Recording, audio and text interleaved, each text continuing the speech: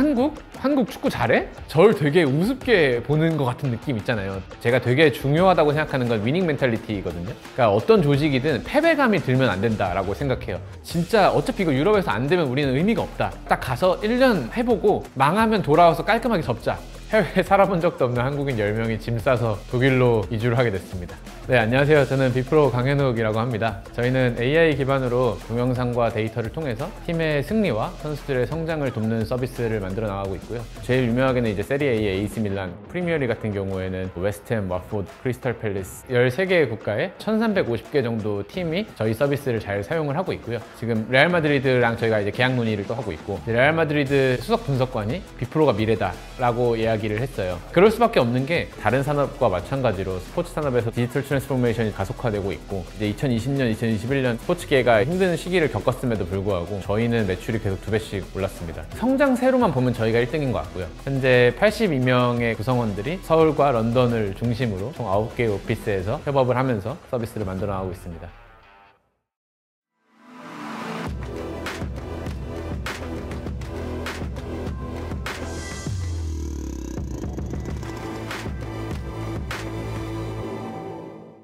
Right, next question.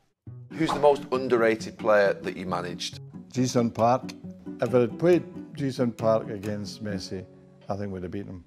보통 이제 박지성 선수가 뭐 언성 히어로다, 다른 선수들을 위해서 공간을 만들어주는 선수, 뭐 이런 식으로 많이 표현이 되잖아요. 사실 그런 걸 수치화할 수는 없었던 거죠. 근데 이제는 움직임들이 모두 측정이 될 수 있다 보니까 인공지능 덕분에 감으로만 또는 그냥 말로만 판단하던 것들이 전부 수치화될 수 있게 되는 거죠. 이 부분을 한번 보여드릴게요. 이렇게 트레이스라는 옵션을 키면 뛰면서 이 친구가 지금 전력 질주를 하고 있죠. 전력 질주하는 게 속도가 올라갔기 때문에 지금 노란색으로 순간적으로 표현이 됐던 거였고요. 이 수비진 사이에 간격을 유지하는 게 늘 중요하거든요. 이 선수를 선으로 연결하고 거리를 표현합니다. 그럼 이렇게 수비수 사이의 간격이 계속 나오게 되죠.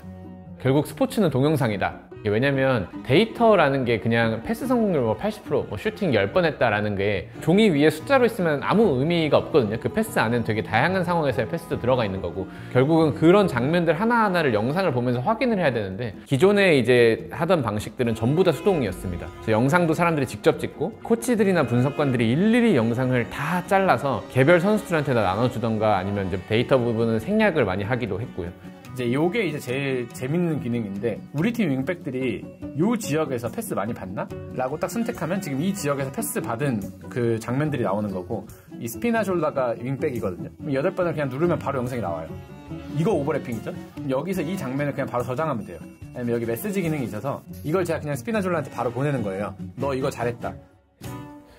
사실 제가 계속 꿈꾸던 미래는 일종의 오프라인 피파 온라인 아니면 오프라인 풋볼 매니저 같은 거였어요. 지금도 계속 꿈꾸고 있는 건데, 저 위에 있는 리오넬 메시부터 저까지 모든 축구인들이 다 능력치화가 된다. 제가 좀 잘하는 거는 꿈을 파는 거지 않나 싶은데, 늘 그랬어요. 진짜 아무것도 없을 때지만 뭐랄까 구글 같은 선수들의 검색 엔진 같은 걸 우리가 만들어줄 수 있을 것이다, 이런 얘기들을 엄청 많이 하고 다녔던 것 같아요. 그래서 저희 비슷한 나이 또래가 모여가지고 정말 한 거라고는 아침 일찍 나서 계속 개발하고 밥 시켜 먹고 또 개발하고, 밤에 끝나면 같이 축구하러 가거나 아니면 같이 PC방 가거나, 지금 생각하면 그때 참 그런 뜬구름 잡는 것처럼 보일 수 있는 비전에 되게 쉽게 끌릴 수 있었던 거 아닌가. 2015년에 본격적으로 창업을 하게 됐고요. 그때 MVP는 정말 간소했는데, 그냥 웹사이트 하나 딱 있고 유튜브 비디오 플레이어 인베드 돼 있고 밑에 데이터 항목들 쫙 나열돼 있고 7번 선수의 10분 슈팅 장면 딱 누르면 90분 영상 그 구간으로 가서 보여주는 거죠. 딱 그거가 있었어요. 그래서 그거를 들고 이제 K리그 유소년에 갔던 거였죠. 이제 보통 클럽 시스템을 보면은 우리는 이제 흔히 1군 팀들만 좀 익숙하지만 그 밑에 이제 2군, 19세, 18세 이제 굉장히 많은 팀들이 있습니다. 근데 이제 이런 기술이 워낙 비용도 비싸고 인력도 많이 필요한 거다 보니까 대부분 1군 팀에서만 이런 기술들을 좀 누릴 수 있었고, 유소년 선수, 심지어 그 유소년 선수들이 우리나라에서 제일 잘하는 유소년이었음에도 불구하고 영상도 제대로 안 찍고 있고 뭐 분석은 말할 것도 없고요. 그래서 이제 그 사업 입찰이 만들어졌고, 지금도 저희가 경쟁하고 있는 글로벌리 되게 큰 경쟁사들도 들어왔었어요. 프레젠테이션을 해서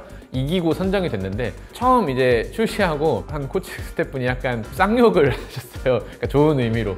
그러니까 왜냐면 경기 끝나고 집에 왔는데 본인들이 기존에는 90분 영상을 다 돌려보면서 35분 슈팅 뭐 나옴 이런 걸 다 손으로 썼어야 되는데 내가 누르면 내 원하는 장면 나온다 라는 게 너무 상상도 못한 경험이었던 거예요, 이분들한테는. 그때 2016년 내내 한 거는 지금 생각해도 굉장히 잘했던 거는 동영상을 왜 보세요? 동영상을 보시면 무슨 생각을 하세요? 정말 전국에 있는 K리그 계속 돌아다니면서 계속 유저 인터뷰를 하고 다녔고, 그래서 그걸 듣고 다시 돌아와서 또 한 달 개발한 거 가지고 다시 또 돌아다니면서 피드백 받고, 이런 삶을 이제 2016년에 내내 살았던 것 같아요. 그 당시에는 이제 고등학교 리그만 서비스를 하고 있었는데 만장일치로 중학교까지 확장 계약을 하게 됐어요. 아, 이제 한국에서는 좀 어떻게 하는지는 알겠다. 근데 결국은 내가 한국을 넘어서서까지 잘할 수 있을까? 유럽에서는, 본고장에서는 어떻게 하고 있는지를 좀 배워야겠다라는 생각을 했어요. 손흥민 선수의 전 에이전트, 독일인 분이거든요. 그분 통해서 독일에 있는 프로팀, 함부르크나 상파울리, 그다음에 아마추어로는 4부, 5부 팀들 이렇게 소개를 받아서 이제 한 2주 정도 출장을 가게 됐고요. 이 사람들은 뭘 쓰고 있을까? 이 사람들은 뭐가 다를까라는 걸 봤는데 좀 놀랍게도 우리 한국에서 방식과 다를 바 없었고, 기껏해서 쓴다는 소프트웨어들이 다 제가 경쟁 PT로 이긴 제품들이었어요. 그들이 이거는 그럼 가격이 얼마냐? 라고 물어보길래 사실 내가 팔러 올 수 있을 거라고 생각을 아예 못 해봐서 가격을 아예 생각을 못 해봤다 라고 그 정도로 이제 마무리하고 돌아왔는데, 와, 이게 어찌 보면 되게 인생 일대의 기회일 수 있겠다 라는 생각을 했어요. 저희 팀원들한테 이런 내용을 다 전달하면서 어차피 우리가 이 젊은 귀중한 시간에 애매하게 안 되는 비즈니스 하면서 뭐 이렇게 4년 5년 끌고 갈 게 아니라 진짜 어차피 이거 유럽에서 안 되면 우리는 의미가 없다, 딱 가서 1년 해보고 망하면 돌아와서 깔끔하게 접자. 원래 진짜 1년 갈 생각으로 준비를 했고, 돈이 좀 있어야 되니까 투자를 많이 받으러 다녔었는데 전부 다 거절당했고, 너 뭐 배경 있어? 뭐 너 뭐 해외 살아봤어? 말도 안 되는 소리 하지 마. 약간 이런 얘기를 하니까 되게 오기도 좀 생기고 참 그런 답답함이 있었어요. 뭔가 나는 UFO 봤다니까? 근데 왜 안 믿어주는 거야? 약간 이런 느낌? 그래서 그때 그냥 개인 대출을 받아가지고 해외에 살아본 적도 없는 한국인 10명이 짐 싸서 독일로 이주를 하게 됐습니다.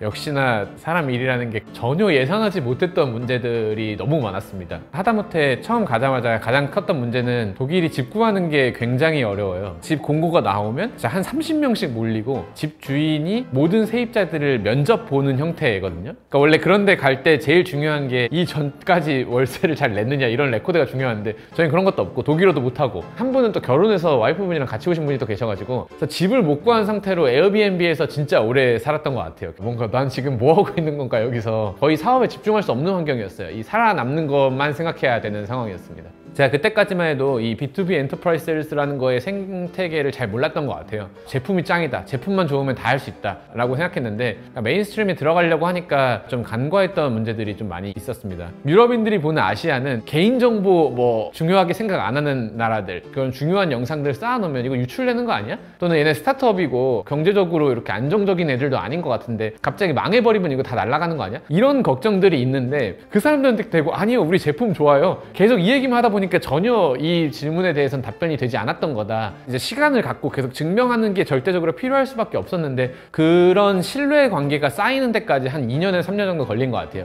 그러니까 저희가 처음에 문 두들기고 들어가서 소개했을 때 우리는 필요 없어 라고 하던 사람들이 이제 한 2년 3년 저희가 계속 뭐 또 새로운 거 개발했다고 찾아오고 뭐 또 새로운 거 개발했다고 찾아오고 하니까 얘네 진짜 진지하게 해보려나 보다 라고 해서 이제 점점 속도가 붙기 시작했었어요.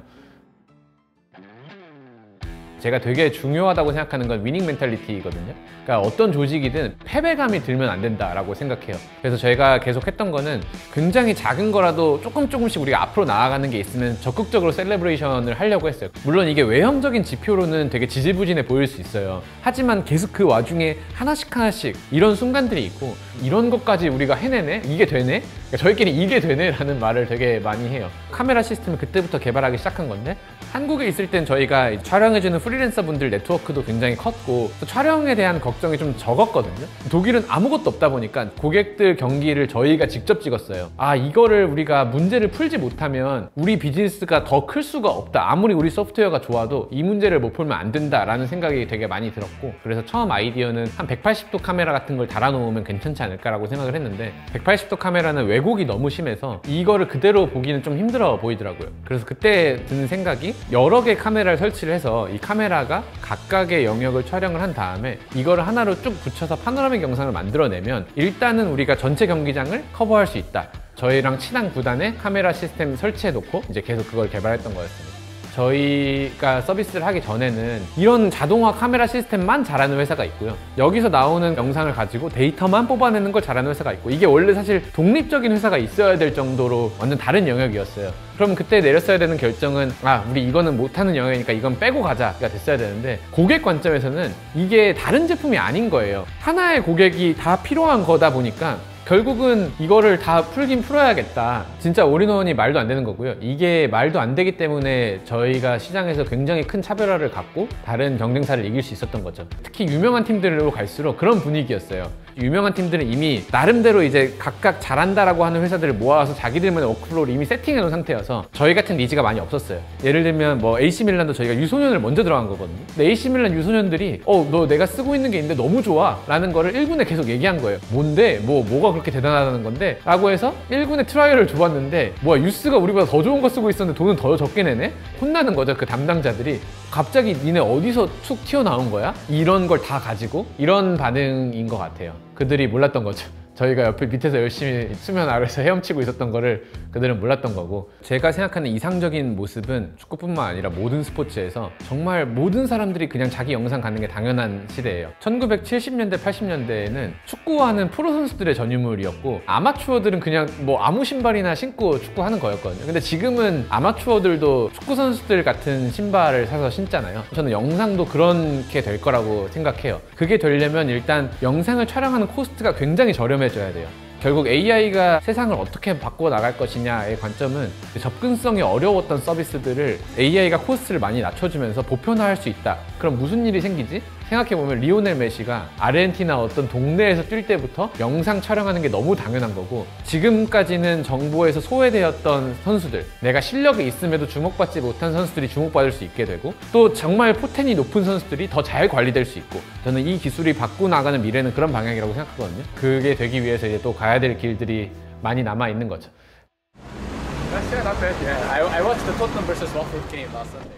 저는 사실 게임으로 치면 굉장히 어려운 퀘스트를 시작부터 하고 있는 것 같아요. 잘 아는 시장에서 모국어로만 해도 어려운데 문화도 다른 사람들하고 꾸려나가야 되는 상황이다 보니까 굉장히 챌린징하긴 하고요. 지금 저희가 15개의 국적 사람들이 같이 일을 하고 있어요. 전부 다 영어로 커뮤니케이션을 해야 되고, 대부분의 사람들한테 영어는 모국어가 아니죠. 그렇다 보니까 좀 만들어야 됐던 중요한 환경은 오버 커뮤니케이션을 하는 환경이었어요. 일방적으로 뭔가 디렉션을 하기보다는 계속 이야기를 하려고 하고 본인들이 하고 싶은 거를 할 수 있게 하는 이런 자발적인 환경을 만들어내는 것. 저는 결국은 각 개개인별로 커리어와 인생꼴이 다 다르고, 이 회사 안에서 우연히 우리가 교집합으로 잠깐 이제 또 만나가는 과정에 있다라고 생각을 하거든요. 이 회사가 구성원들을 소모품으로 생각하지 않고 구성원들이 정말로 성장을 했다라는 경험을 주는 것이 이 회사의 진짜 정말 본질적인 성장을 이뤄내는 데는 큰 도움이 되는 것 같습니다. 근데 이 깨달음을 느끼기까지 저도 이제 너무 열심히 달려오다 보니까 이제 가끔 번아웃도 오고, 근데 그런 것들이 이제 팀원들이 겪는 것도 봤고, 그래도 함께 해준 덕분에 저도 이런 배움을 또 얻고